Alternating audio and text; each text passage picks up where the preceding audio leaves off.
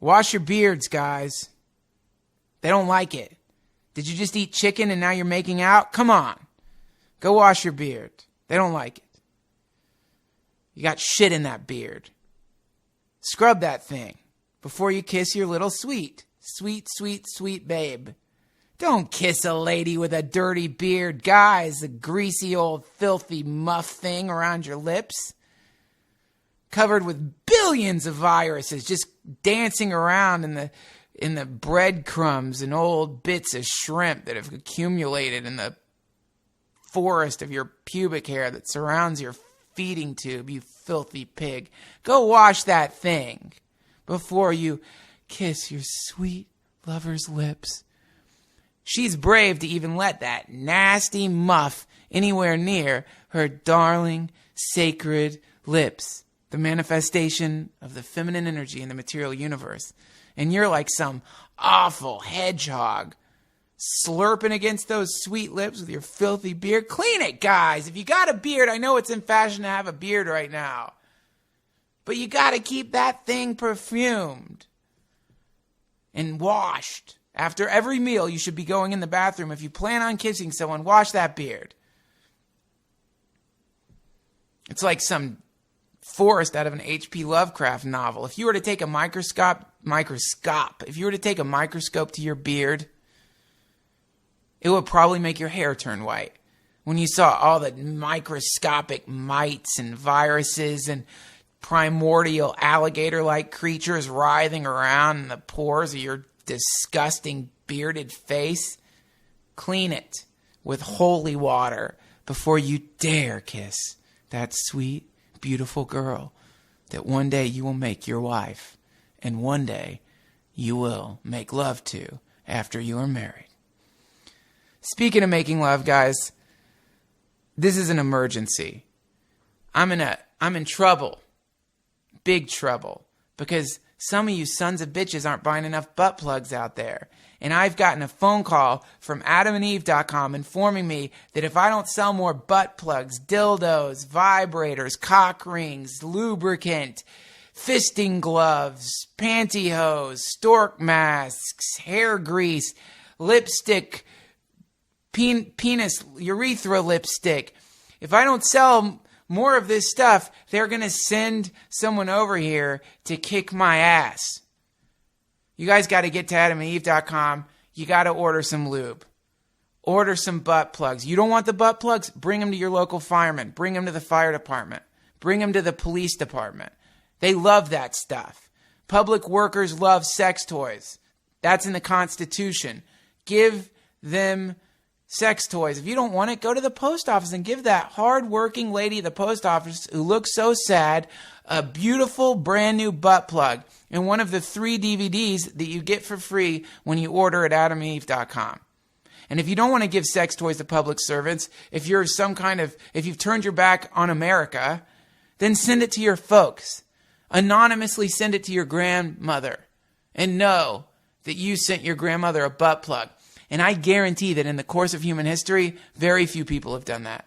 You can do that tomorrow. You can be one of those people who did that. And she'll never know. She probably won't know what it is. If you're lucky, she'll hang it on the Christmas tree, and you'll be able to look at it and know that that's a butt plug that you sent your grandma. Do it. AdamandEve.com. Order this shit and put my name in. Duncan, you get half off. 3 free DVDs. They might as well be sending out pottery shards if they're sending out DVDs. But who knows? Some people love them. I knew a girl. I talked to a girl who said she liked porn, and she said she watches porn DVDs. So that's great. I think for some women, porn DVDs feel less disgusting than the apocalyptic wasteland, which is the porn scene on the internet. That's a bad place. Anytime you go there and decide to jerk off, the webcam girls pop up and they look 3 seconds away from getting carried off by some Kandarian pit demon who's going to drag them back down to the boiling fecal pits of hell that they were born in. DVDs keep you out of that wasteland. DVDs keep you out of the wasteland of internet porn. And plus, you get the DVDs with a fleshlight, then I guess you can have a bachelor's night with a martini, your fleshlight, and the porn movie of your choice. And sure, after you come into the can, which is essentially what the fleshlight is, you might experience 10 minutes to 20 years of guilt and shame. But for that moment, it's a good moment. I've fucked a fleshlight, I'll admit it. Will I fuck one again? I don't know. I'm going to Gnostic Christian churches these days. I'm meditating a lot. I'm keeping my cock out of fleshlights for now. But that doesn't mean you should. And you don't just, and also if you've got a girlfriend, maybe you guys can figure something out. You can use these toys. You can use the arena of sex to really blow your mind, especially if you're eating weed and doing this stuff at the same time. Freak yourself out, man. Send me pictures of it. Because I'm far away from the universe of sex right now. And I'm fine with that. I'm totally fine with it. Because who needs human touch, you know? The guest on this episode of the Duncan Trussell Family Hour is someone that I consider to be something of a comedic genius. He created the hit series Drunk History. He's been in a bunch of movies. He's also created incredible short films and other brilliant internet pieces, including this incredible series making fun of Instagram. It'll be on the comment section at DuncanTrussell.com. He's an incredible person, and I've been friends with him for probably a decade now. He's fucking fascinating, soulful, dear friend of mine. I'm really lucky to know him, and I'm so happy that he decided to appear on this podcast. So, to summarize, A, order sex toys. But if you don't want to order sex toys, just do something interesting. Wash the beard, freaks. That could be your interesting move for the day. Wash the beard. Or even shave it off altogether, though I wouldn't recommend it. I won't shave my beard. Ever. Ever.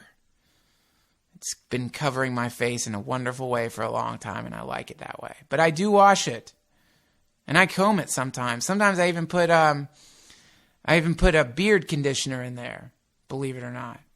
I don't even know why I'm washing my beard these days. I might as well rent it out to some illegal alien subletter. I might as well just let an illegal alien live in my beard right now. I'm not doing any kissing. Anyway, wash the beard, buy a butt plug, go to DuncanTrussell.com, join the forum, buy one of my limited edition chaos posters available at the shop. And if you don't want to do any of that, why not donate? If you like this podcast and you enjoy listening to the bizarre conversations I've been having with these loons, then send me $1 or $2 or more. For those of you who sent giant donations, which blows my mind, you've got a present coming to you in the mail. And for all those of you who have ordered the Little Hobo Chaos posters, I blasted a bunch of them out this morning. I injected them into the circulatory system of America, which is the U.S. Postal Service. And at this very moment, they're in the backs of postal trucks vibrating like the Ark of the Covenant, waiting to enter into your nursery or hospice or cathedral and fill it with the strange flickering light of novelty, which it channels from the future, singularity, which we're all getting sucked into at an exponentially increasing speed. Now, everyone, please welcome the brilliant and adorable ladies, Derek Waters.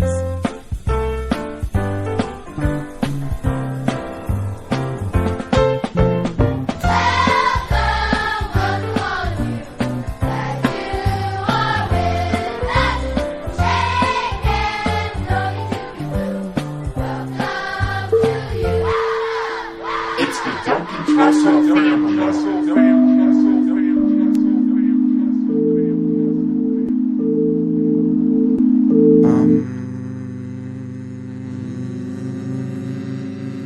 Derek Waters. Duncan Trussell. Hey, Hey, buddy. So, Sunday in Los Angeles. Beautiful Sunday. Yep. The incense is burning. Yep. There's an empty hammock outside. Yep. Just waiting for us to lay on it. Oh, I can't wait. Just one podcast away. One podcast away from relaxing for the rest of the day with my friend Derek in my one-man hammock.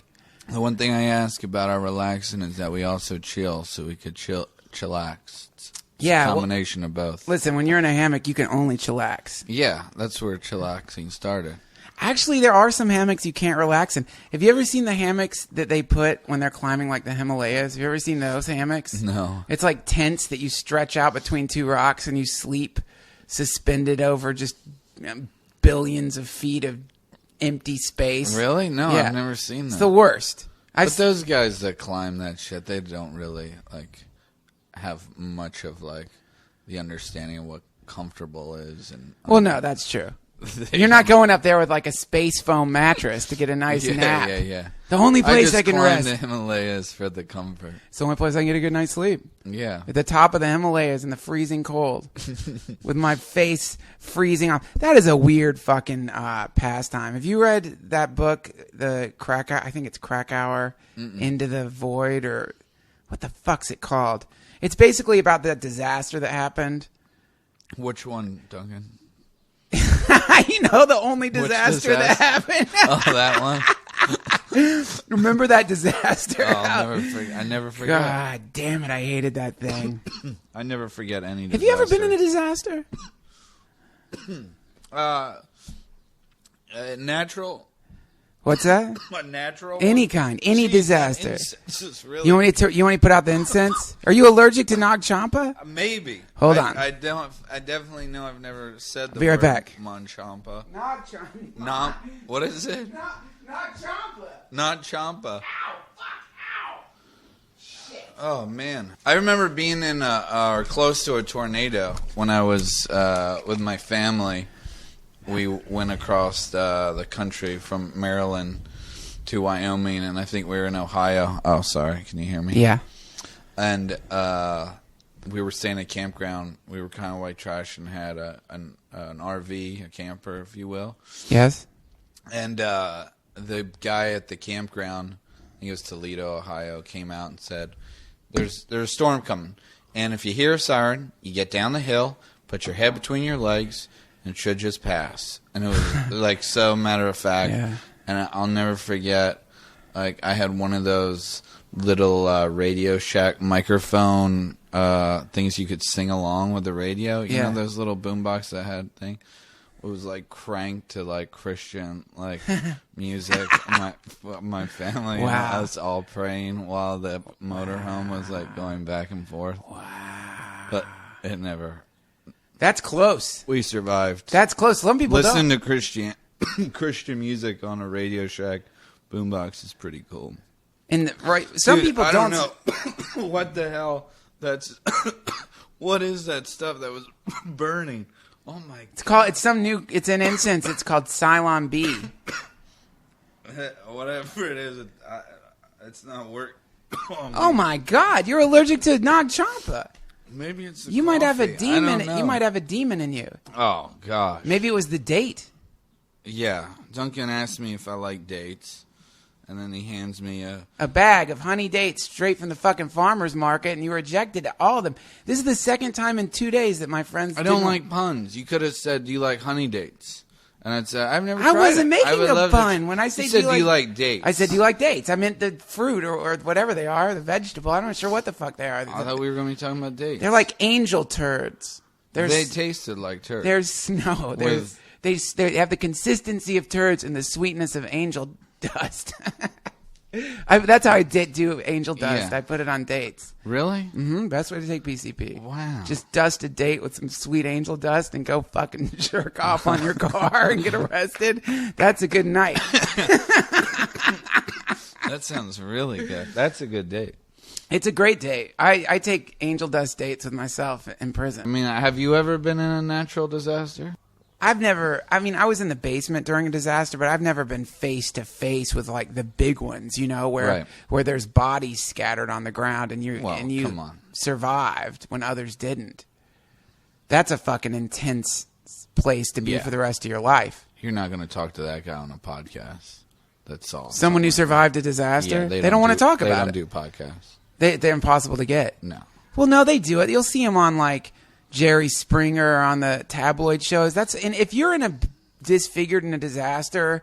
Oh, disfigured? Like, well, whatever. If you're in a fucked up disaster and a lot of people die around you, you're probably 3 days away from a phone call from like Oprah's staff or from the Today show. Yeah. They love these vultures. They like round up people who've been in bad accidents and they try to get them there in the morning so that they'll weep about whatever thing happened to them and raise money for some fun. But it's all Yeah, they want to get them before they heal. yeah, they want to get them when they still got the cast on. Yeah. And they have like fresh. How much does he cry? What? Is he still crying? Like, we'll have him in if. Yeah. How often does he cry? Did he cry on the phone? Did he seem like he will cry?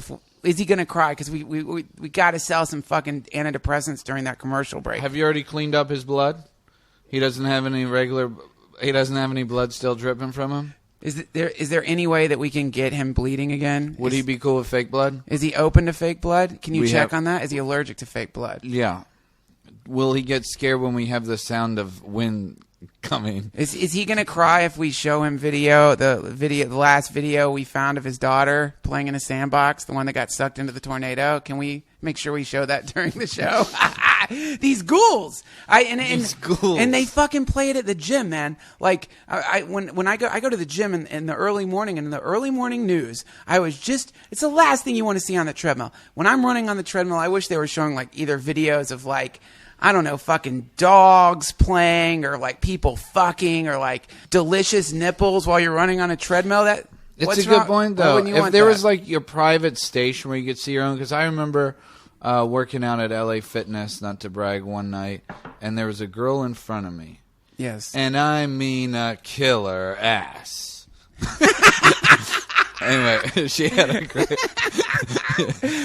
Hey, let me stop you there. Hey, Describe a killer ass. let me talk about a killer ass. What's your idea of a killer ass? Just just a little bit of meat in there, just like the right kind of bounce. And she was like going to the same rhythm as me, and so I started going to that rhythm and continued that rhythm. Anyway, what I'm trying to say is I continued working out because Yes. I had a hard on and I couldn't get off. It's the best way to keep 'Cause someone on a I treadmill. don't want anyone to see that. I've had that problem. So I wanted to like hire her as my trainer just to like work out in front of me. How would you bring that up? Like, how do you ask her to? I don't know. Do you explain it? Hey, do you want to meet here? $50 an hour. Like, we don't have to talk. Like, You don't have to look at me 3 times a week. Just run, you just Yeah, do what you're doing just right run. now at the same time. You know, yeah, or sit. Yeah, sex is a powerful driving force that should be embraced in people's lives, and it isn't. And it's really It is. It should be. But it isn't most of the time. Like, people pretend that they're doing things for other reasons when a lot of times they're doing it because they want to fuck.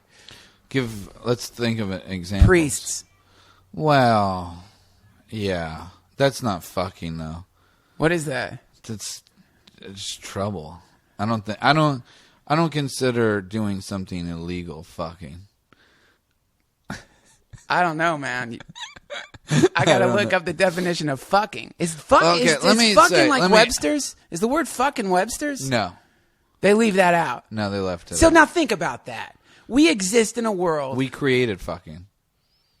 and fucking created us. If you think about it, Fuck yeah, yeah, it's true. I mean, without fucking, no one would be here. without Let's be fucking, honest. there'd be no humans. It'd be an empty planet. Webster's dictionary would have no words without fucking. So why don't they have the word fuck in there?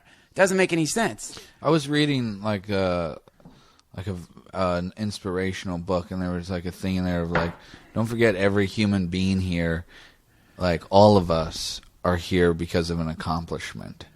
Like, Yes. I thought that was a great way of putting like, we're all here because our dad had an orgasm. Our dad blasted jizz into our sweet mamas. Yeah, like, but that was an accomplishment. Yeah, sure. I mean, We're it's here from accomplishment. a mild accomplishment. Yeah, that's true. But your thing of saying that a lot of people have intentions of fucking, comedy is definitely one of them. Oh, for sure. But I think anything. Race car driving. Oh yeah, You know what? I would love to see. a guy who's been racing cars for pussy. No, I'd like to see a guy who's been racing cars and he's like, no, I don't do this for girls. I don't. It's not about that. Maybe it's out there. I don't know. I don't mean to like reduce everyone's impulse to the sex drive. It's stupid and Freudian, but I think that is one of the main. Yeah, well, I factors. think there's something too when we're kids that it may not be the word pussy, but it has, I think, a tension of what are we best at that we're not being made fun of. You know, and to figure out what that is, that will probably lead to pussy. Yes, that's a better way to put it. I mean, yeah, that's the other confusing thing about it. If you get into the mood where you want to fuck and you're horny, forget it. There's like you put off such a creepy vibe. It's like wait, give me an example. What do you mean? Like if you go to like anytime like any guy is in like pickup mode, like when a guy's like at a bar and he's like scanning for girls, right? It's slimy looking, it's sleazy, it's embarrassing, like it's the only time I've ever like ended up with a girl. It's always been when I wasn't really like making sex the goal. Even though it was, even though it's something I like very much. It's like a fucking koan. It's like, if you want it too much, well, I don't know. Who knows? I just don't know how to talk to girls anymore, man. I was in a relationship for 4 years. I've lost the ability to communicate with. I was just at the fucking farmer's market buying those dates, a bag of them for you as a gift that you were ejected. No, I ate one. Beautiful hipster girl came up to the date table and started talking to me. Very attractive girl. And I'm like... Isn't it awesome when that happens? These aren't... This is what I said. I'll tell you the 3 embarrassing things I said to her. And then she just walked off. She came over and started talking to me. I'm not starting any conversations with girls right now. I'm like fucking Rain Man. You are. So she came up to me and she's like... Said something like, oh, these dates are really good. And I'm like, wow... Dates probably have a lot of calories, huh? Was it because it was the word dates? No, just because she's a pretty girl. And like I haven't been really around. I've barely been around girls, right? For a while, and so I don't know how to like. I lost my fucking. You didn't lose ability to talk. You're taking care of yourself. You're doing the positive. You're moving in the right direction of being single and not going to like, I gotta go fuck somebody. Well, that's the worst. Yeah. God, and you always have some shit friend who's like, oh, dude, gotta go stick your dick in some fucking pussy. I'll never forget, I ran into someone right after a huge breakup, and I was really depressed, and his girlfriend goes, the best way to get over someone is to get under someone. Oh, my Christ. And then you're in a world of trolls. That's what it's like. You live in a... Fuck you, you fucking bitch. What a barnacle. A human barnacle just farting words out of her mouth. Is that real? Is there a book, The Best Way to Get Over Someone is to Get Under Someone? I would bet... It has nothing to do with over, under? I'd bet $2,000 that someone has that tattooed right above their ass. God, I wish that were true. I bet it is. That's it's a simple, like, that is the weird solution. The last time that happened to me, I had a breakup and ended up fucking this girl, and like a rebound girl. A rebound girl. This is very long. This is like, it's probably 3 girlfriends ago. And I can remember we had the worst sex of all time. We were drunk on vodka. It was just fucking disgusting. I've had worse sex. I kind of want to hear what your worst sex is. Like, what's an example? I'll tell you. Yeah. I'll tell you what happened. So I'm fucking, and guys, kids. When he says fucking, he means making love. Kids under 18, I don't know, priests, my parents, anyone listening to this right now. Dead or alive, just skip forward about 45 minutes because it's a long story. Or take off your pants. Yeah. If you're my parents, take your pants off now. And put my headshot above the computer. Duncan's headshot. No, Derek's both of ours. Put Derek Waters, just pull up Derek Waters' image or his Twitter and pull up my image and Twitter, mom and dad. See what happens. So, oh God, man, this is bad. Bad sex. You're inside. So we're drunk. Mm-hmm. Oh God, I don't want to talk. It's bad. It's okay. It's the past. This is a long time ago, everyone. I was in a dark place. This girl was a very nice girl. We shouldn't have been together. This should never have happened. How long did you know her going into this? 6 hours. So Met at a bar. Yeah. Okay. At a show. This is so dark. That's okay.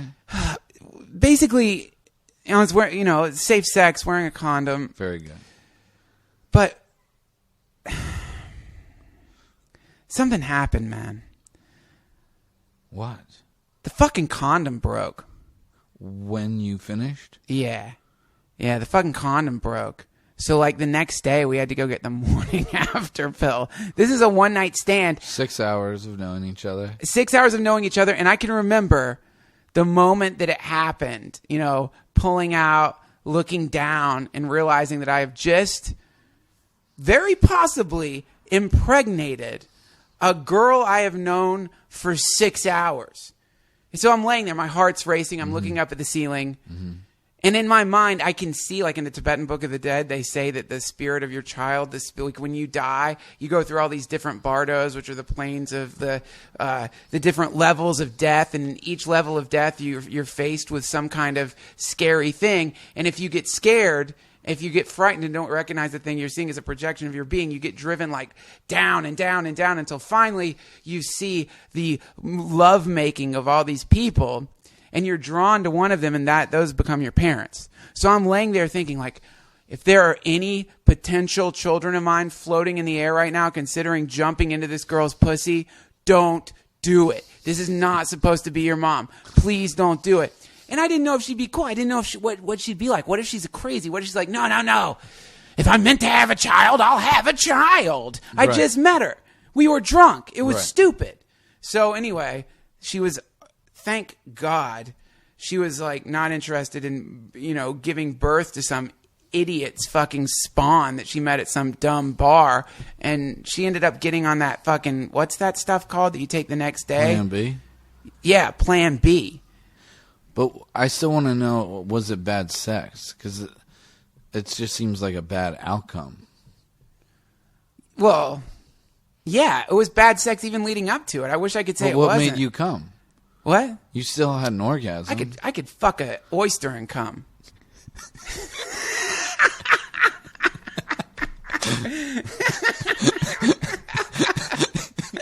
All right, point taken.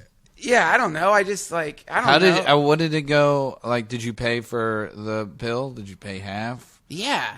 I think I paid for whole? I don't remember. Yeah. I'm going to say whole here so I seem like Sure. a good guy. But I don't remember. I mean, I wasn't like, hey, let's go Dutch on this fucking birth control. That's the worst. Yeah. I don't remember if I paid for it or not. All I remember is that it taught me something. And it taught me that all of those fools who come to you in the night and whisper in your ear for you to go fuck someone to get over your breakup, these are idiots. They're demons. Don't listen to them. That's what I learned. I learned that it's like, that's a part of the multiverse you don't want to go skating into, It's like, why do that? It's better to just fucking sit in your house by yourself and meditate and read and fucking buy dates at the farmer's market and go to Gnostic Christian churches on edible marijuana and freak out. You don't need to. No, I agree. I agree that is a demon way of thinking, that if that's what makes you feel like you should advise someone to do, you have no heart. No heart. There's people that do that, or go through with doing that. There's no way you can feel better. How do you even manage? Like saying like, oh, that's the way you get over someone means like, oh, just continue hating people. Yeah. Just continue that. Yeah. Just what? Just continue fucking people over. Let your bitterness and anger guide you. Yeah. No, fuck someone and then leave their house. You'll feel great. You'll feel awesome, and they'll feel good too. It's just about hating people?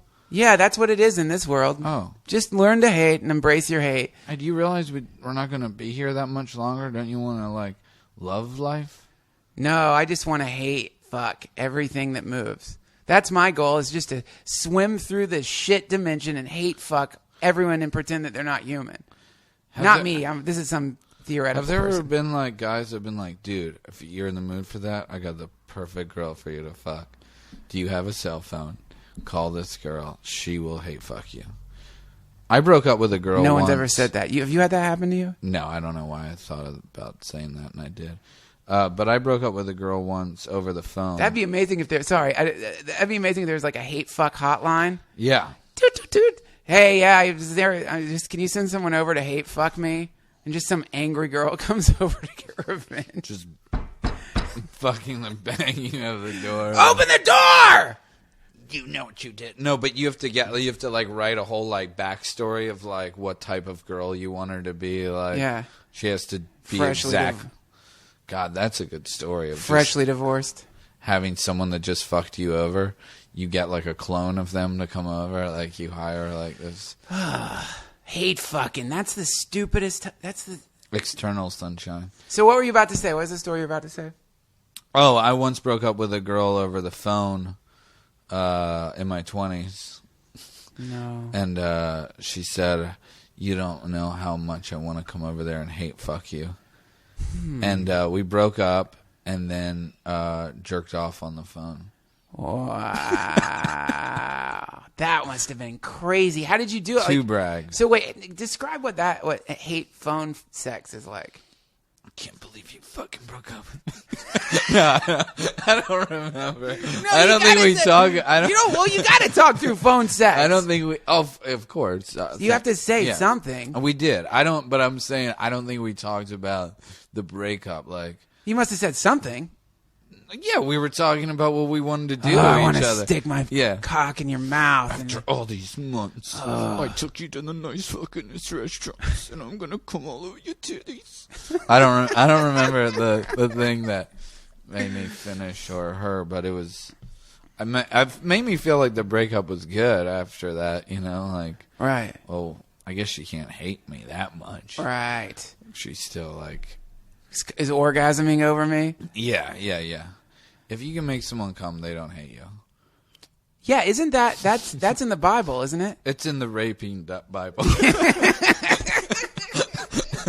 How to be a better rapist. Rapist with hearts. Oh, man. Or raping with reason. I forget which one. Raping with reason. That's it. That's what it is. Raping with reason. Yeah, it's so funny. Why do you think we like dark sense of humor so much? Or why do you think like both of us and a lot of us love dark sense of humor? I think it's something to do with the dialectic. You know what the dialectic is? The idea that you have this thing and then you have its opposite, and then the tension between the thing and the opposite creates like a synth they have a name for it. Synthesis, I think. But basically it creates a triangle. And so you have this thing. It's like contrast. You know how comedy's the law of contrast, where if you bring two things that don't fit, that shouldn't be together. You know, like when you're doing when you're giving a jump start to a car and you touch the two things together and positive and negative. Yeah, that's a dialectic. So comedy is being the positive, abortion being negative. Well, yeah, somehow by I mean that's the power of really good comedy is somehow it like exercises the demon from the topic that was weighted down with cultural taboos, you know. Yeah.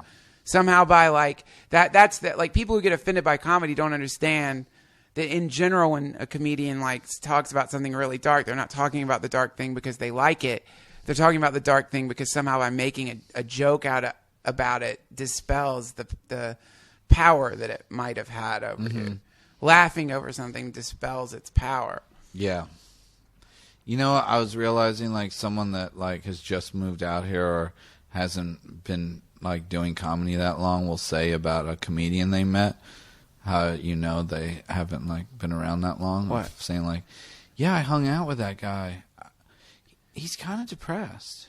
It was weird. Yeah. Like he does comedy. I don't understand it. Yeah. He was really like, I don't know. It feels like he's kind of sad. Yeah, that's funny. But seriously, why is it such... Like, I've been battling this thing in my head of depression of...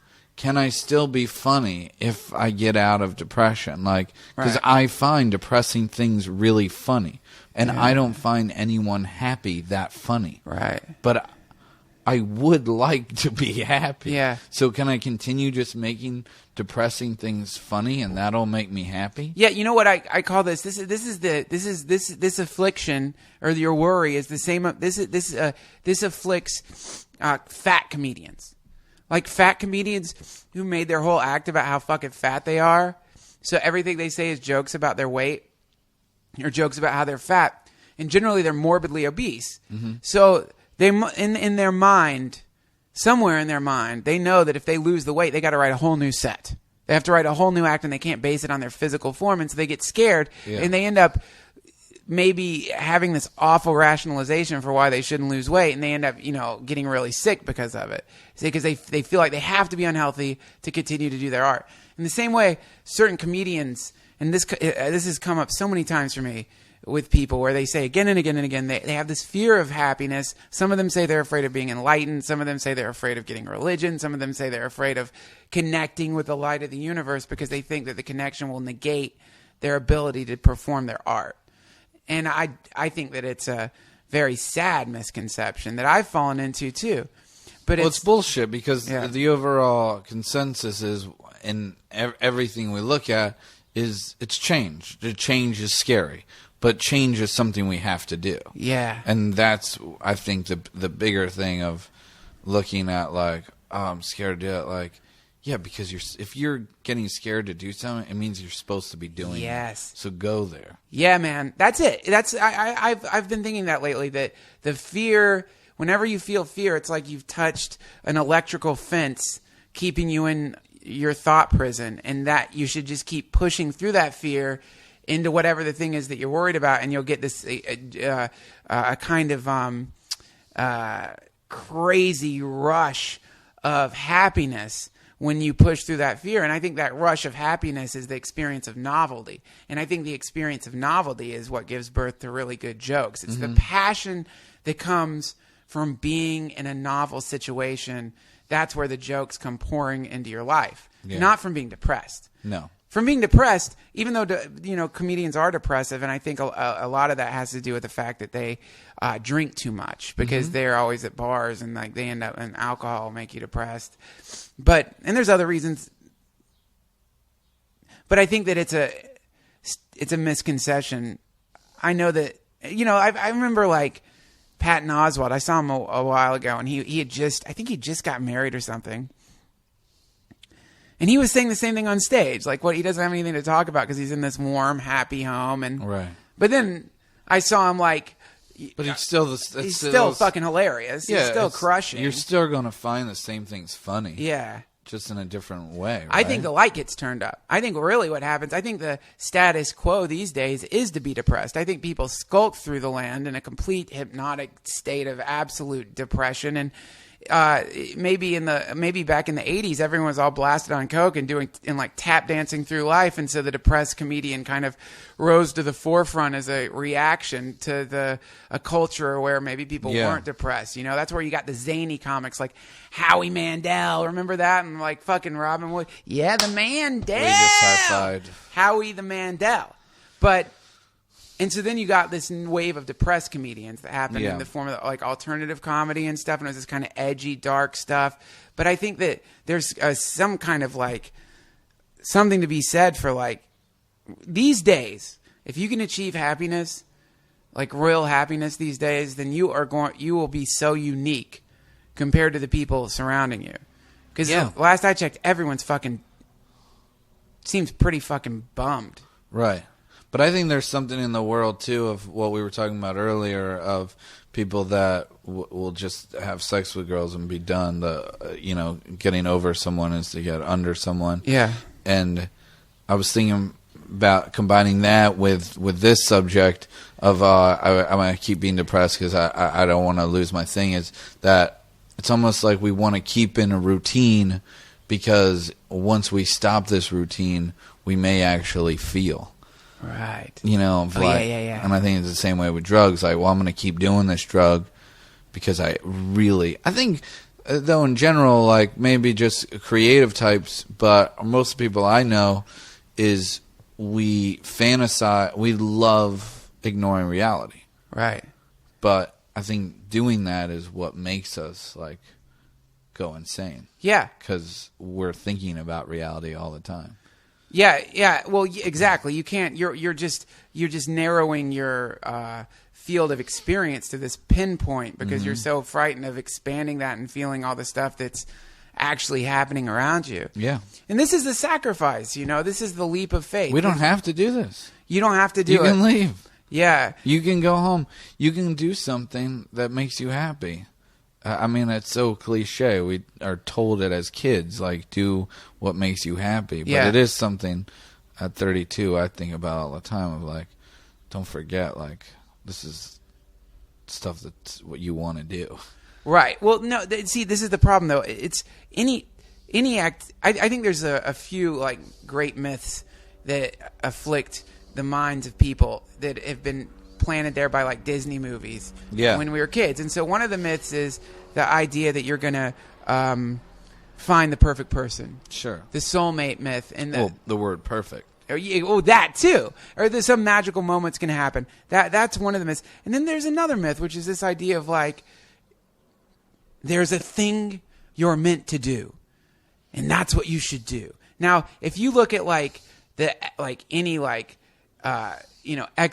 any existential essay, you'll find that the existentialist comes back saying, nope, you're empty.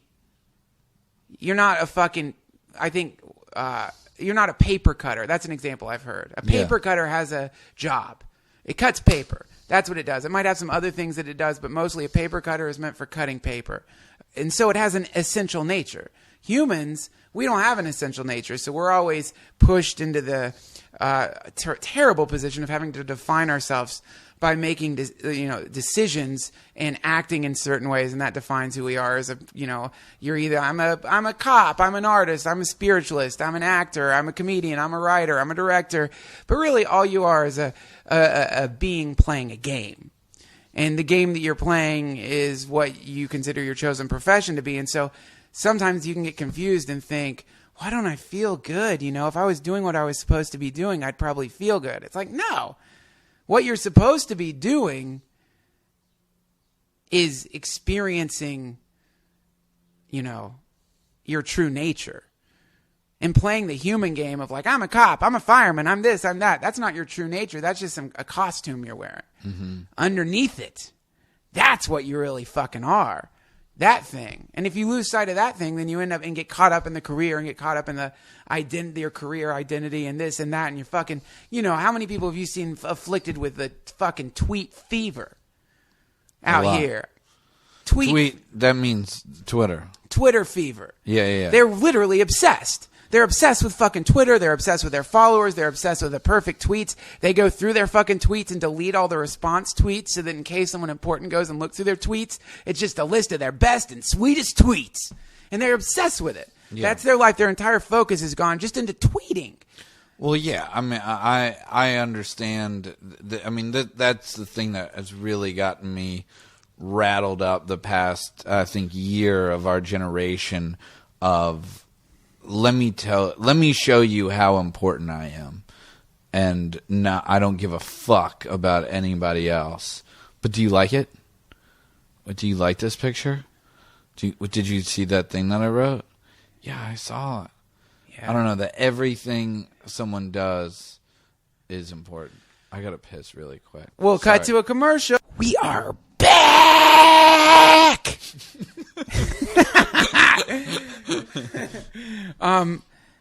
So tweeting, Instagram, all these things are, someone trying to assert their being again and again and again. It's someone trying to again and again, make sure everyone understands what they're like. Again and again, I do it. By the way, I'm guilty of it. I tweet. Likewise. I love that tweet. I love that Twitter. I tweet all the time. It's fun. But I do recognize that where's the fun? The fun is the act of coming up with an idea or waiting for the reaction. Here's the thing. First of all, when you said I do too, I'm going to stop you there because I don't think you're like that. And this is why. When I did Drunk History Tesla and it finally went up on YouTube and when it went on Funny or Die, I got obsessed with reading the comments. Mm-hmm. of the thing, and I would send you comments. And I remember talking to you on the phone and you saying, I don't look at that stuff. Yeah. You don't look at the comments on your wildly successful YouTube videos that are like some of the most famous YouTube videos of all time. You don't look at those comments? I mean, I'll be lying if I say I've never, but I think I can't. I can see why I'd become obsessive, and I get very obsessed with stuff like that. So I just choose not to because I know that I can get offended. I'm a sensitive dude that will read something like not funny and like look at that person's like page and be like, who doesn't think I'm funny? Right. Well, that's amazing because whenever I have the tendency to get obsessed with that, and it's the opposite of the way you're supposed to act. There's a verse in the Bhagavad Gita that goes, you have a right to your actions, but you do not have the right to the fruits of your actions. So what that means is just focus on what you're doing and don't spend time contemplating the results. Because if you get caught up in the results, then you go nuts. That's when you go crazy. Like when you're on stage, like when you go on stage and instead of wanting to go there and do stand-up, you go up there wanting to kill. Like I want to get big laughs tonight. and then you're thinking about the results instead of going up there and being in the moment and just allowing the thing to happen. Right. Those sets are always a million times better. Totally. Being yourself. Yeah. And so these internet comments and, tweeting and all that shit, it creates this state where you get instant feedback. And so you end up getting obsessed in the feedback and not in the thing.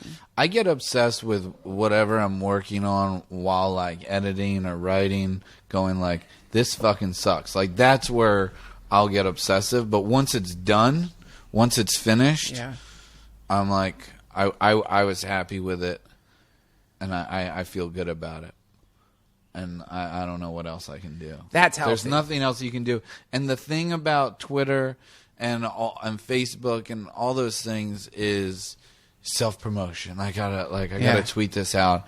And I really didn't. I haven't been able to figure out the difference between being proud and bragging. Like with everyone understanding, like I'm really proud of this. I hope a lot of people watch it. Then like, look, I got fucking Jim Carrey to play Santa Claus. Like, right. But I do, want people to see something that you work on that you are proud of. But at the same time, I guess it's just because we're stuck in this bubble, or we live in this bubble right now where we're so used to people jerking off all over themselves.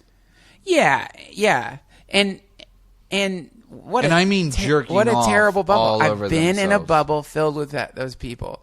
We still Vegas. live in this in Vegas. That was what you say? Yeah, there's a bubble. There's actually a where they physical, all are just go into they're this on Facebook. That's bubble just and everyone just jerks off sitting on around each like other. they're jacking on No, their man, Facebook profile. It's kind of like, I think that it's easy to get all super ego on yourself and feel bad about the fact that you have fallen prey to wanting to like look at the feedback you get from what you're doing. I think it's a natural way to be. It's not I think it's just part of being alive is that you want that acceptance and you want to feel that. Yeah, you want a reaction. You want a reaction. You do want a reaction, but how much does it like matter of what someone's reaction is going to be and who it is? Who's important to you?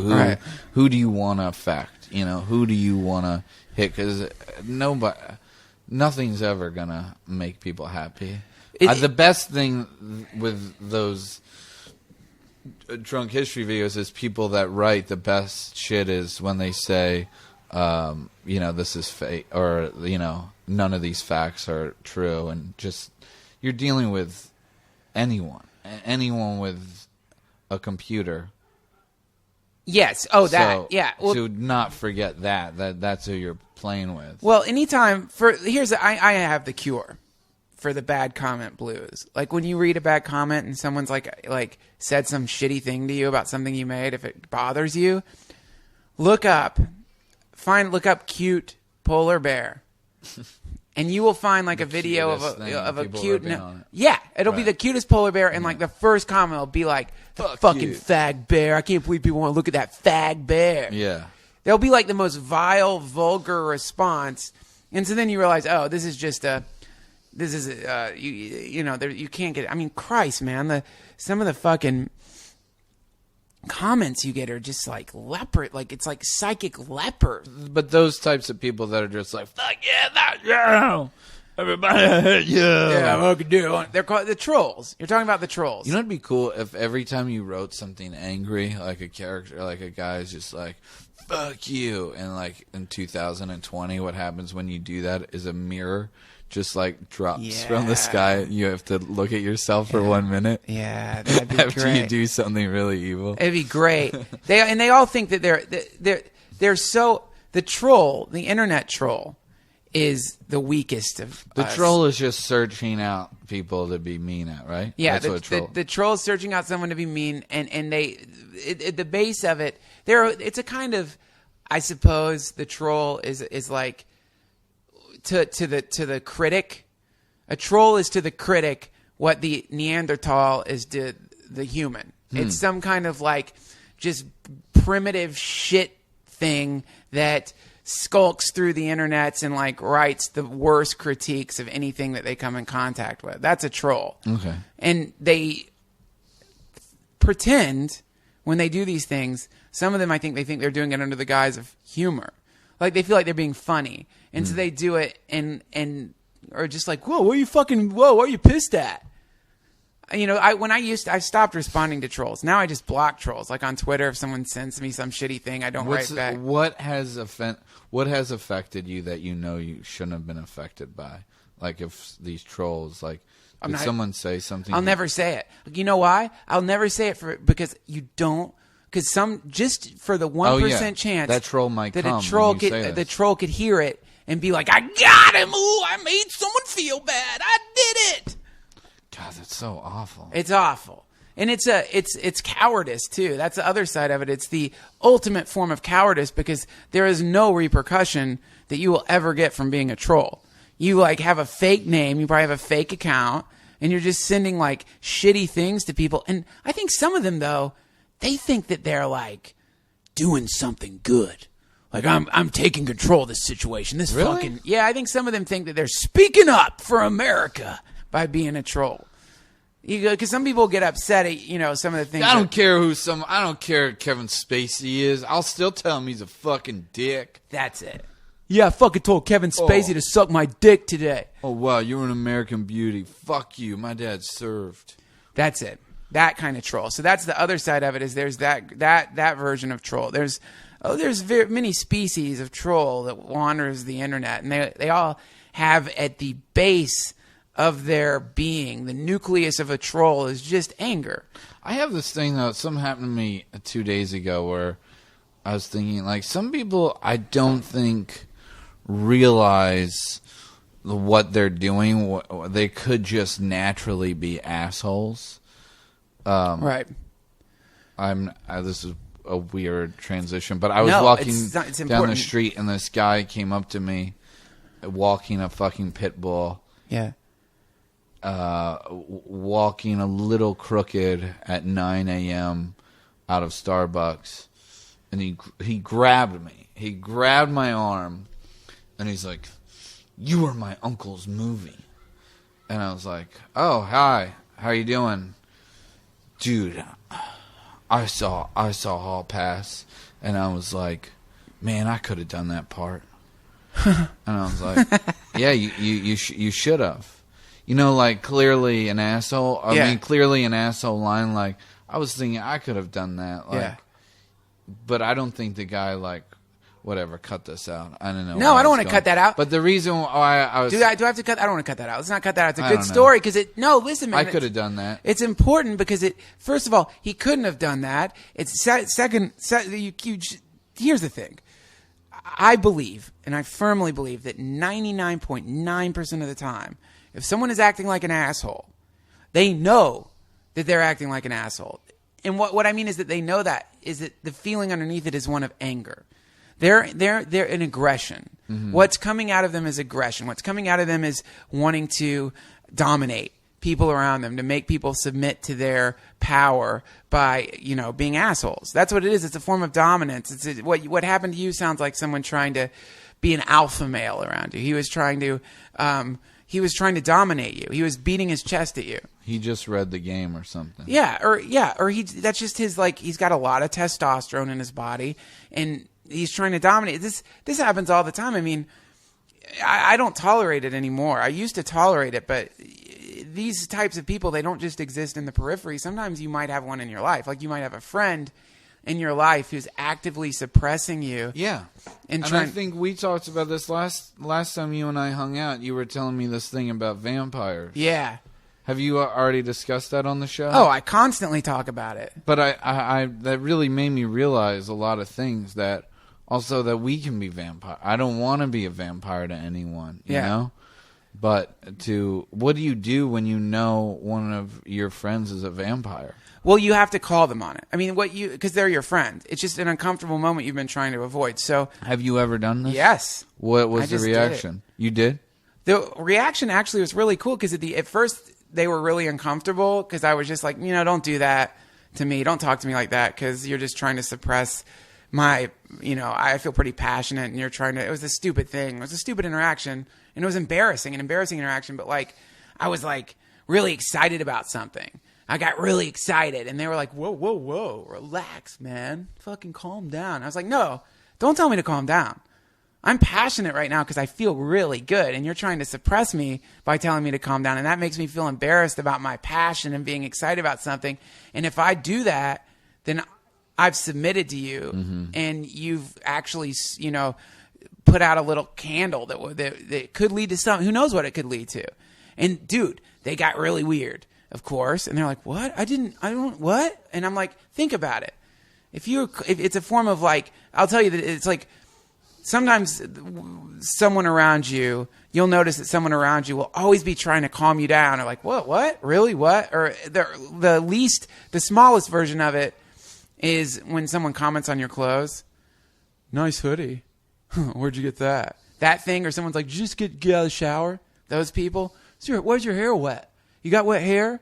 It's like saying really stupid shit that there's no real response that you can give them. That's what you're wearing? Yeah, it's that. And there's no real response to it, but all the forms of that are a form of vampire dominance, and they might not be aware that they're doing it. But yeah, at the end of the weird, awkward interaction, he was like, "Oh yeah, you know what, man? I've never really thought about that, but I guess you're right." And everything was cool after that, and it helped, because for the rest of the fucking time hanging out, I didn't have to worry about him, doing trying to control my behavior. Right. Why are you trying to control my fucking behavior? Don't tell me to calm down. Right. Don't tell me to sit down.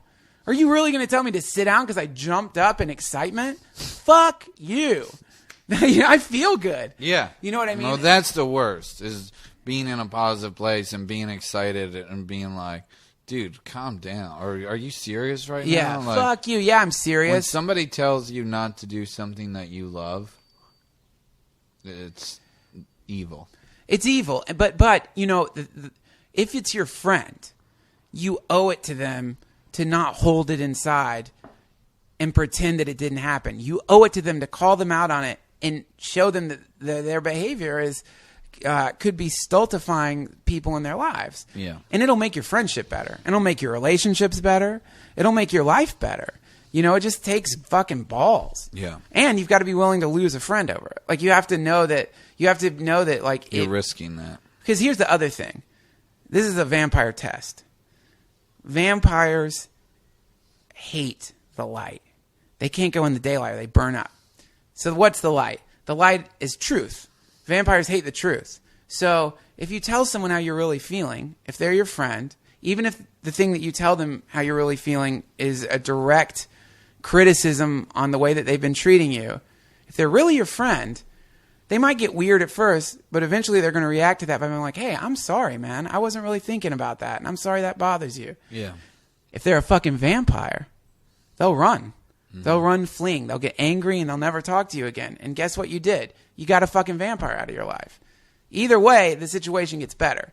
Either way, a friend stops acting like a dick, or a vampire goes running for the fucking hills, and then you get relief. You should write a book. On vampires? I'm dead serious.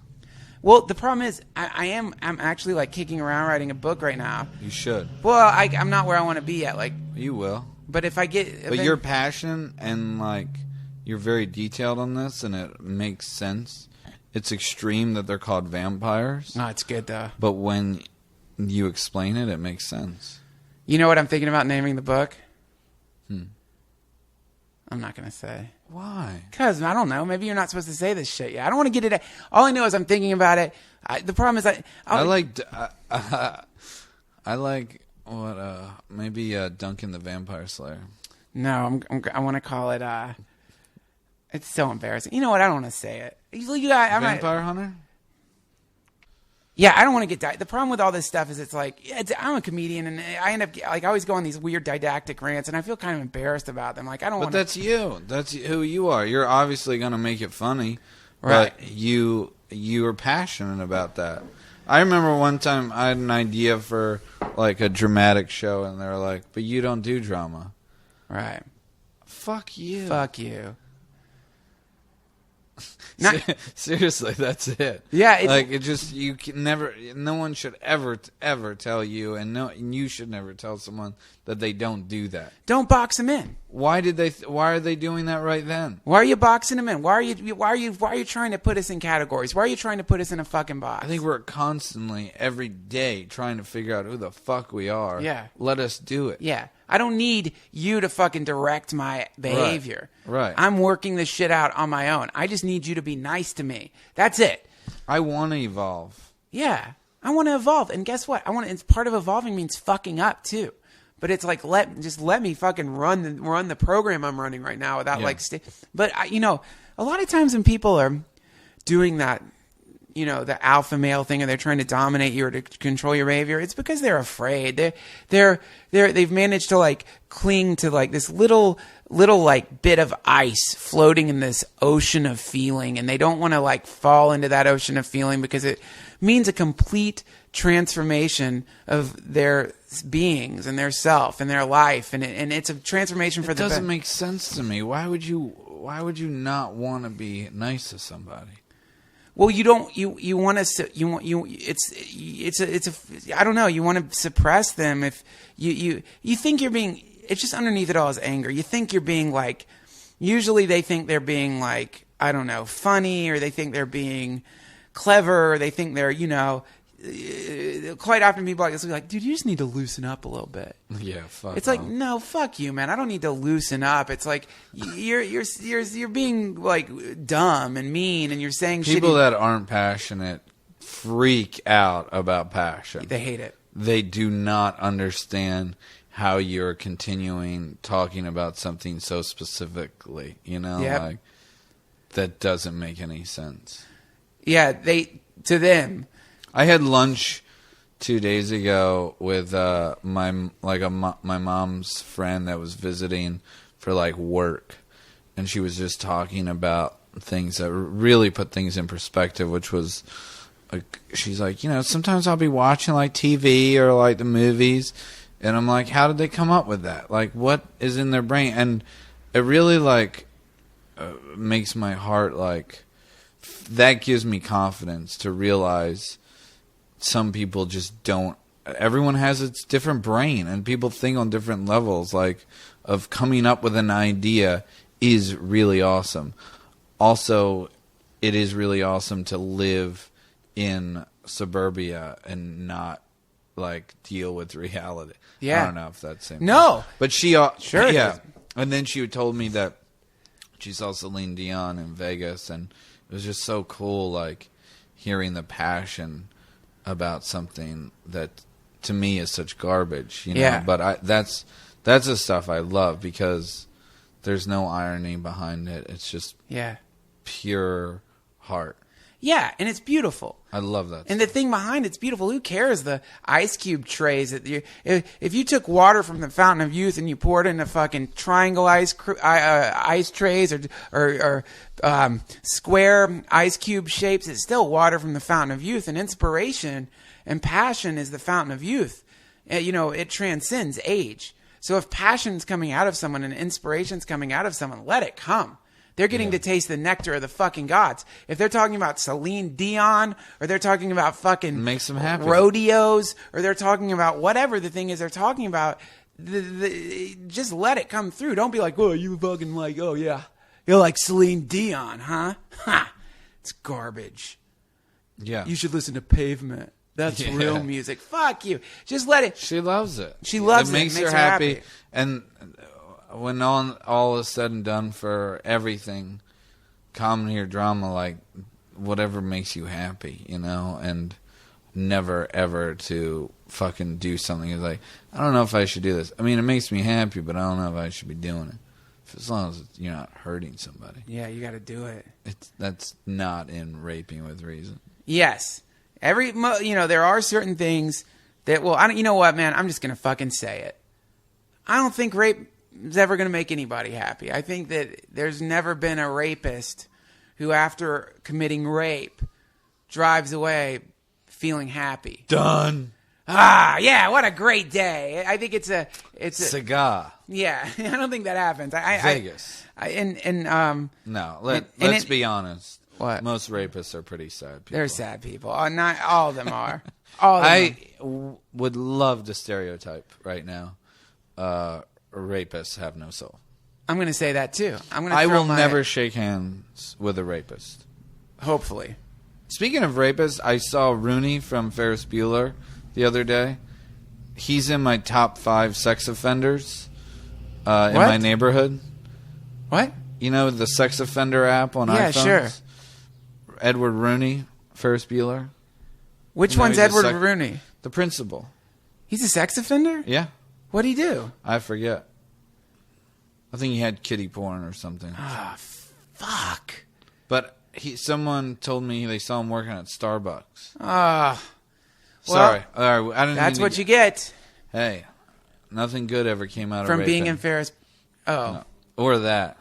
Those fucking commercials are the worst. What commercials? That Ferris Bueller commercial and the... I haven't seen it. What is it? It's such horse shit. It's like him driving around like as like a older guy, like taking the day off of work instead of school. Ooh, it's so bad. John Hughes. Oh, it sounds like sizzling diarrhea. That sounds like diarrhea just getting sizzled up in a fucking in a goddamn pot. That's the worst thing. That sounds like diarrhea in a pot. It sounds like diarrhea in a fucking shithole. It sounds like, yeah. It just anyway. It's really bad. I don't know how we got waylaid. We know. We ended up going down the rape road, and right when we were at this very beautiful place, which is that it's this idea. It's like you're either creating a situation where the people around you can be passionate and feel good about themselves and be happy, or you're creating a situation where the people around you are afraid of you and don't want to express who they really are because somehow you've managed to convince them that who they really are is bad. Right. Well, what's the old saying is you surround yourself by what you create. Right. I really think that's true, and it's something like you always fucking forget. Like, obviously, we don't create shitheads to come in and out of our lives, but to be thinking, like, what are we doing? But you know the other rule of vampires, of course. Vampires only go where they're invited. So if you, like, that's one of the traditions of vampires. It's like they can't come into a house unless you invite them in. So generally, like, if you have a vampire in your life, you've brought them in there. You've invited them in. Knowing what they were, you let them in. You're accepting what they're doing. Yeah, you're accepted it. You're saying continue what you're doing. Yeah, that's it. I hate that. I hate it. I don't want to be a vampire. Well, you're not a vampire. I think I have vampire tendencies, though. We all do. And also, you know, this is an important thing to realize. In any relationship, this is something my therapist taught me. In any relationship, a third person is created, which is the relationship, like the dialectic, where you have one thing and its opposite, and the tension creates a third thing. In a relationship, a third thing is created. This is known as the gestalt, or it's this other thing that comes from your interaction with someone else, and that thing can be vampiric. The person you're with might not be a vampire, and you might not be a vampire, but somehow you guys, or you girls, or you and a girl coming together creates the third vampiric thing, which is the relationship. The relationship itself It's sucking the life out of you. You know? Your therapist says vampire? No, I coined that term, but that term I didn't coin it. I mean, You created vampires. I invented this idea of vampires. No one's ever talked about vampires before me. No, I know. But so it's easy. I mean, sometimes you will have an actual authentic vampire in your midst. Like you will have someone who is actively seeking to crush your soul, keep you from growing big, because they know that the moment they take their heel off of your throat, you're going to have your life will flower. You'll become beautiful and powerful, and somehow they feel threatened by that, and they'll feel like shit. And that's a real vampire. But sometimes you just have somebody who doesn't understand that they're who just doesn't realize the behavior patterns that and needs to be told the truth to. Some people just need a nice wake up call. And that's the best thing you can do for a friend is be honest with them. I mean, that's the greatest gift you can give someone if it's well intended. That is really nice. Because we all want that. We all have that in our head. Like, God, I gotta stop doing this thing. Like, it'd be really cool if somebody besides me told me that. Yeah, you can. Right? Because you're gonna keep doing something until you're told not to. Yeah, it's good. It's a gift, you know. And there's a lot of other great gifts you can give people too. For example, you know, one of these great gifts? Honey dates. Fucking Adam and Eve sex toys. I'm sponsored by Adam and Eve. Are you serious? Yeah. There's already a commercial up front that I record later, but why not give the gift of lube? Oh, yeah. Tell someone the truth about some shitty behavior pattern that they have, and then give them an Adam and Eve fleshlight. Or... What else do they have? Oh, they got everything, man. It's like they've got a weird shit that I don't even understand. They have stuff in there that looks like it fell out of the fucking time machine. Garden of Eden bush trimmer? I think they got they have some, I saw something in there that had like over 4 cranks on it. What's a 4? What 4 like cranking gear things. Oh I don't know what it does. Seriously, you know, you can keep this or cut it, but have you ever like experimented with like toys?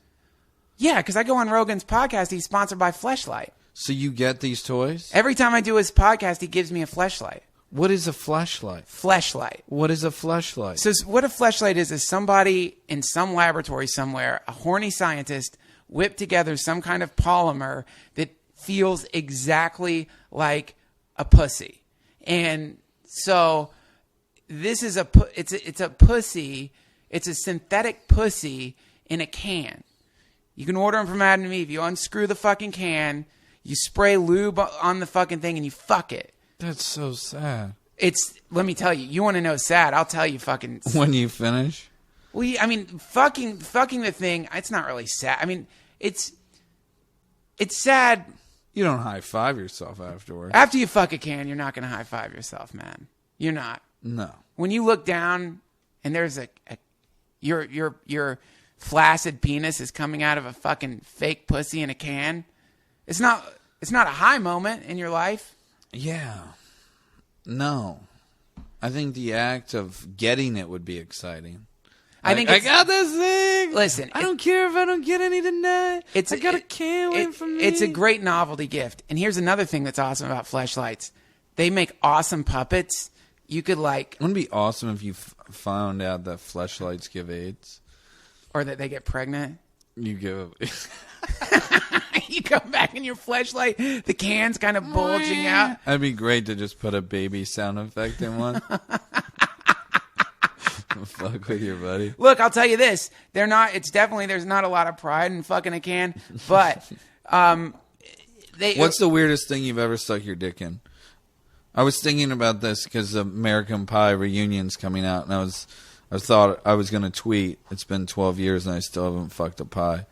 But has anybody ever fucked a pie? Have you ever stuck your dick into something that wasn't a pussy, a fleshlight, or... Asshole?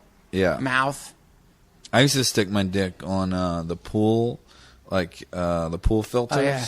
That was the best. That was a classic. Me and my friends would do it at his above-ground pool, and we would take turns putting our dicks up to it, like huddled around on the side of the above-ground pool. And I kid you not, every single time we got busted by his mom coming outside, it was always on me. And she would always go, Derek. Like, I was just the kid fucking the pool filter. Derek. She had to have told my mom. Of course. Yeah. Well, I remember being in Alabama. I go to visit my dad in the summers after my parents got divorced. And I remember there was a pool that had one of those fucking orgasm blasters. The best. And I was swimming around, and this fucking dude, his kid's there. It's like an adult. His kid's swimming in the pool. This guy is, doing the thing. His arms are over the side. He's clearly got his cock in the water blast. And he's not hiding the fact that he's coming. It's like just me and his kid and him at the pool. And like he's loudly like, oh,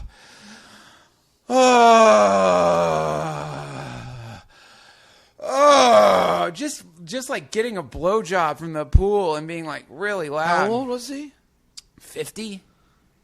Jeez. Yeah, he was not. He wasn't ashamed of the fact that he was fucking a swimming pool. What the hell? Yeah, it happens. This is the South.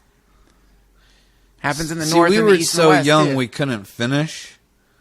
I mean, we did, but nothing came out. Yeah. Like that was the best. No jizz. No jizz. Yeah, if you get your tubes tied, is there no more jizz? I think if oh no, I don't know. What is it called? Vasectomy? I think you still vasectomy. come. It just it's is, like abortion for sperm. I think you come tears when you have it. Like what comes out isn't semen. It's just the same thing when you cry. Yeah. So, do you got anything coming up? I have a poetry slam tonight. Called Pussies. What about your fucking Instagram videos? Those are the funniest things I've seen on the. You Thanks, consistently produce the funniest internet videos I've ever seen in my life. You just created these hilarious Instagram videos. They're already on my forum at duncantrussell.com. I posted a thread for them. They'll be on the Go Deeper section, the comment section of this, but those are fucking hilarious. Thanks, man. Duncan. Well, it was a show that I did at UCB called the Instagrammies. And it's kind of like in the same way what you and I are talking about of like, I secretly love it. And I love it so much I want to make a show. It was my ex-girlfriend's idea to do a show about Instagram, and I think everything you do is or things that you make fun of you secretly like, right? Yes. And I secretly love photography, but I despise people that jerk off all over their pictures of showing how great their lives are, Right. and bragging and showing me what they fucking ate for breakfast. Yeah. So I wanted to do a show about that where you give people awards for these pictures and call them photographers. Oh, maybe I shouldn't say that. It's okay. No, you could say it. It's like a good thing. I think the majority of people who are caught up in the social networking exhibitionist world, some part of them understands how embarrassing their addiction is. Like, I don't think it's a mystery to them that there's something a little suspect in constantly sending. Well, like I said at the show, I don't want anyone ever to forget how important you are. Right. And I think it's impossible right now for anyone to not think that they're important right now. No it's humility. Just, no one does not think their shit stinks. No one turns on the fan anymore after they shit. No humility. Nothing. No. This is great. This is you think my life is. I think Truman Show is so ahead of its time. But besides the reality show aspect, is this whole world's about me aspect, where I think. You know what I mean? Like, in that mentality of people doing Instagram or Twitter, that like everyone in the world's going to see what I just did. Yep. And who knows? It could lead to something big. You know, who's got a great joke about this, and I'm going to butcher it, but it's such a funny joke. I'm just going to have to summarize the joke. The Pete Holmes? Pete Holmes joke about Facebook. I don't know the Facebook one. He's my favorite. He's so goddamn funny. He's got a joke, something about like how like Orwell never predicted that people would actually just begin filming themselves and putting all their information online. You know, like no one needs to really survey it. And there doesn't need to be secret cameras anywhere because everyone's like constantly. I don't know. Sorry, Pete. I'm sure he's not listening to this, but it's a funny joke. Go see him do it live sometime, guys. He's Pete funny. Holmes has the best commentary on Google phone or iPhones and Google. He's just the best. His album's awesome. And he's got a great podcast called Make It Weird. It's pretty fucking good. Oh, yeah. Have you been on it? I haven't been on it yet. That cocksucker didn't invite me. What the fuck? Fuck him. Skulking around fucking Meltdown, you fuck. Put me on your podcast. I'm going to your vamp your ass. We're going to get you, Holmes. I will rape you with reason. Hope you got eyes in the back of your head, Holmes. B. Holmes. Gonna get you, Holmes. But yeah, those videos were fun to make, and the Instagram is just that world now is like, oh, you know, I at first was like, oh, it's cool because you can take cool pictures, and I love photography, and then it comes to someone's fucking call sheet, you know, at work or them with famous people. Yeah, that shit. It's so disgusting. So dumb. It's so. I don't know. I'm trying to understand.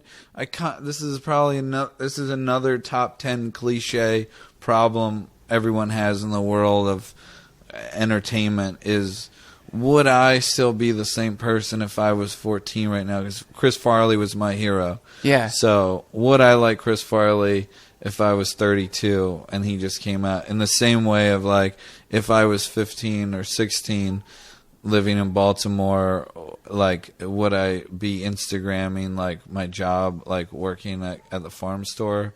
Like fuck that rant. But I mean like no, I know what you mean. Wait, but I guess the better way of putting it is, would I still respect Chris Farley if I saw him tweeting that he was getting a Starbucks? Right. Well, if it's fun, I mean, hopefully, this is the thing. I bet Chris Farley's tweets would be fucking hilarious. Yeah. And you would, I mean, like, it's all the intention behind it. It's like, is the intention behind someone's tweets or language or action, is the intention behind it because they're exuberant and passionate, or is the intention behind it because they're wanting to suck your attention away from you and to gratify the What are they trying to hold? do? Make you laugh or jerk off on themselves? That's it. And if they really are like wanting to make you laugh, then it's great. And if they're trying to like use you as a fleshlight, then fuck them. And I think in a way we all are trying to jerk off. So, but can I make you laugh while I jerk off? Let's see. Nope. Damn. So far, nothing. There you go again. We did it. We tried. You asked the eternal question, can I make you laugh while I jerk off? And we almost... That would be the worst if, like, every time you come, you laugh. Those people that laugh at everything. Have you ever had that happen where you've come and laughed at the same time? I have. It's great. Not on the nose, but, like, this girl once said to me as I was finishing, "That sounds painful," which... Yeah, that's funny. I know. It's funny. But that's not the moment to do something funny. Of course I laughed, but it was just like, It's a funny thing. I'm laughing and play. It kind of doesn't mix, but it's a cool thing. Like you're coming and laughing. It's a good, you know what? If you ever find yourself coming and laughing, things are good. Things are good. Yeah, that's a good moment if that's happening. Things are going good if you're coming and laughing. 2012, I made myself a promise. And that promise was every time I come, I have to continue smiling. It's a great promise to make. I don't want to frown when I'm finished. Because I always think about that, like, oh, sex is so great, you know, like, but then, like, it's always like a climax and then, bleh. Yeah. Like, I don't want to go down to, like, a C. I don't want to go down to a C on the piano. I want to, like, stay at a G. And then maybe. Welcome to the problem, brother. Welcome to the problem of being a human being is you don't get to stay. I'm just trying to come. I want to come forever. Do you ever wonder about that? Like if you had an orgasm that lasted 24 hours, do you think you'd go insane? I don't. I don't think you would know what insane is. I don't like. Are you saying like for a whole day you just kept feeling that good? Yes.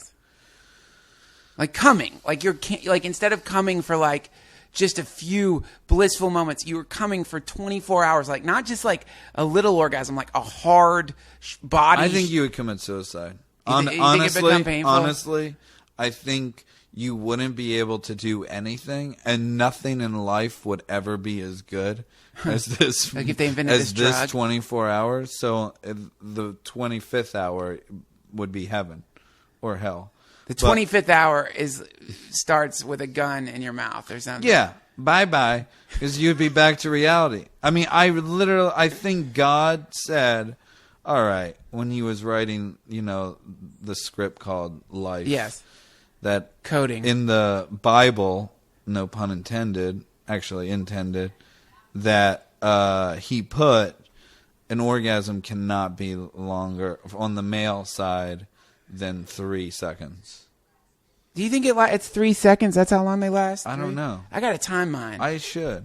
But this is probably a whole other podcast, but there's apparently some form of like yoga, tantric yoga, where you can train yourself to not ejaculate and extend your orgasm for hours. Well, I've heard that. I've heard everyone everyone I've noticed who talks about tantric fucking are also into Dtfh mode.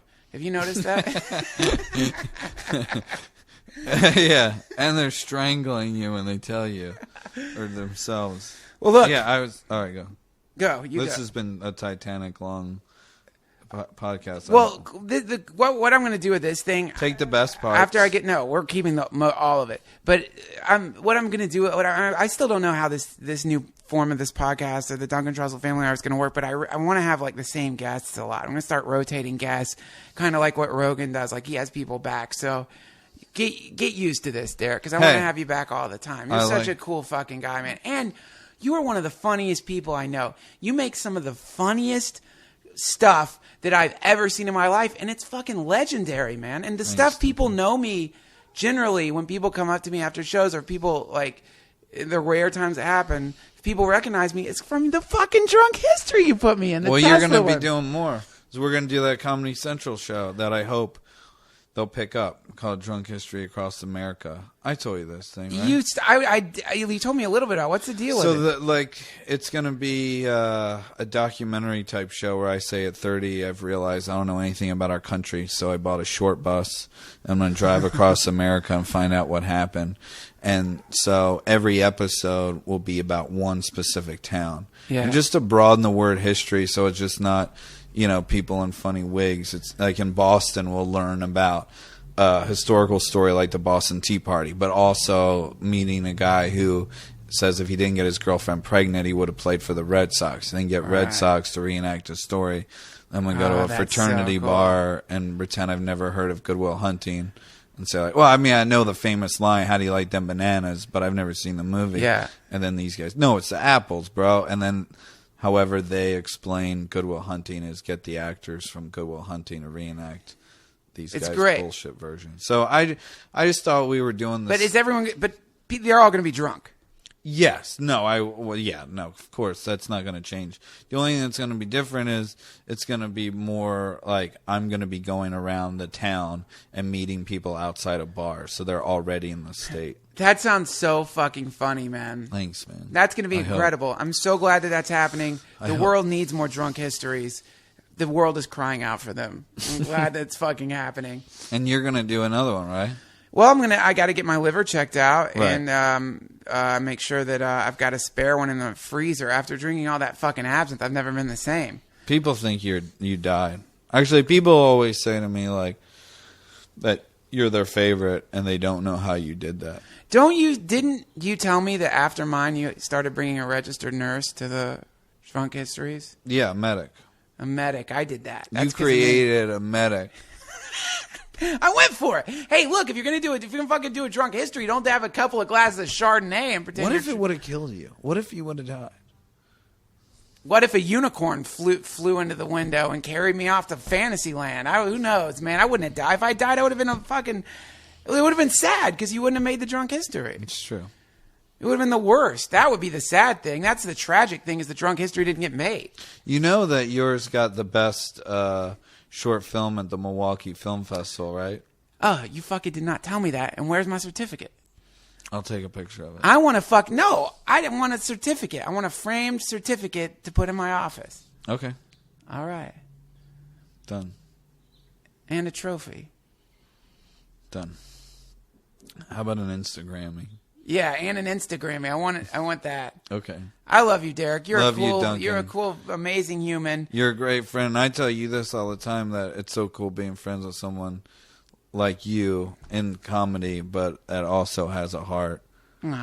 It's true, and it's very hard in this very self-centered world that we have a bubble of, is to be able to open up and be like, hey, I'm just going to talk to you. Yeah, some stuff will be funny, but overall, like, just being able to connect with somebody it makes you feel good. It's what it's all about, man. And we are, from time to time, we found ourselves living in a devil town, but you get some sparks around you, and that's fucking takes you out of it. As long as you got a few people you can have a good conversation with, man, it's like things can't be that bad. And there's a lot of great shit on the way. The technological singularity is coming. These solar flares are gonna really get shit going this week. And I hope that you make love to a sweet darling this week, Derek. That's what I wish for you this week. Thank you. I can't believe we wish for the same thing. All right. That's goodbye, everybody. See you later. Wait, Derek Waters at Twitter, at Derek Waters? With two S's. Derek Waters. Derek Waters at Twitter. His Twitter link's going to be up there. Any other thing? I'll put the Instagrammies are going to be up there. Any other thing? I don't know. You're going to die. Literally, Derek, you're going to die in 10 minutes. So if you have something to say to the world, say it now. There's nothing I don't